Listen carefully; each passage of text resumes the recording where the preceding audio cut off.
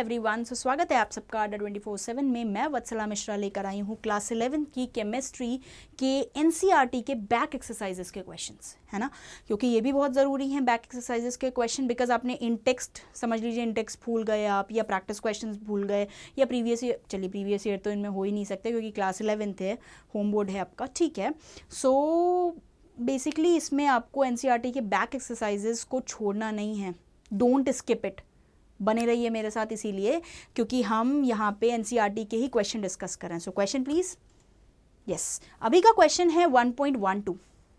अच्छा, क्या दे रखा है इसमें? If the density of methanol is 0.793 kg/L, यानी किलोग्राम पर लीटर, तो इनके कितने वॉल्यूम नीडेड होंगे for making 2.5 litre of its 0.25 molar solution. Okay, तो यानी कि डेंसिटी आपकी बनी रखी है। तो सबसे पहले मेरे साथ बोर्ड पे आ जाइए, हम देखते हैं मोलर मास कैसे निकलता है। तो हमको मोलर मास निकालना है CH3COOH का, ठीक है। CH3OH क्यों बोला मैंने? क्योंकि मीथेनॉल था।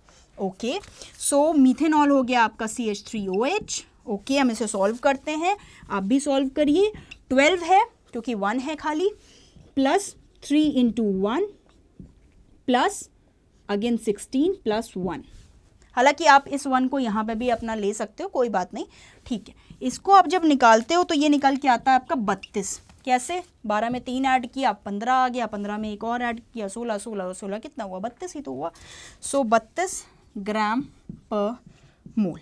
केजी में लेना है, ये याद रखिएगा। तो अब केजीज में आ जाइए, 0.032 kg पर मोल, ये है आपका।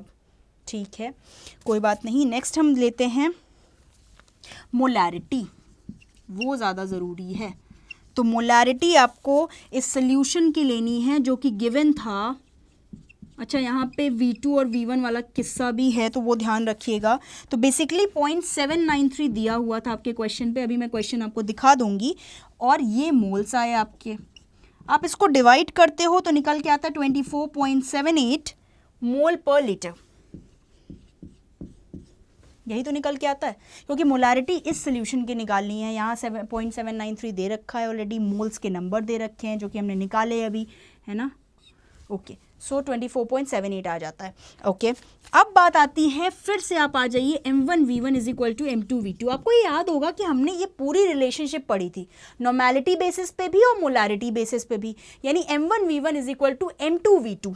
ओके, सो M1 तो आ गया आपका 24.78, V1 गायब है।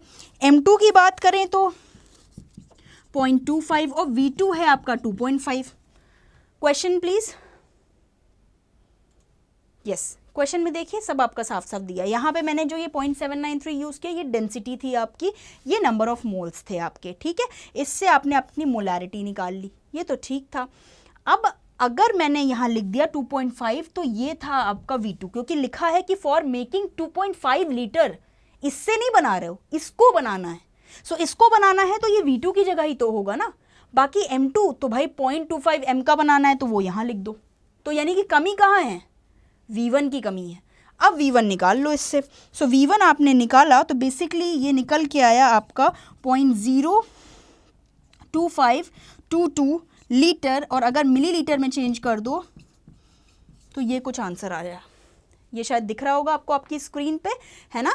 ये यहाँ से निकाला तो 24.78, ये यहाँ से याद रखना, ठीक है। सो ये हो गया आपका आंसर। फिर से देख लो, मोलर मास निकालना था, फिर मोलैरिटी आपने निकाली, तो मोलैरिटी M1 निकली आपकी, जो कि 24.78 आ गई। V1 स्टिल गायब है आपका, क्योंकि उसमें साफ साफ पूछा है कि कौन सा वॉल्यूम नीडेड है इस पूरे वॉल्यूम को बनाने के लिए।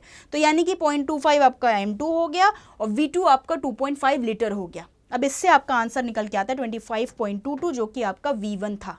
सो अभी के लिए इतना ही। Thank you so much.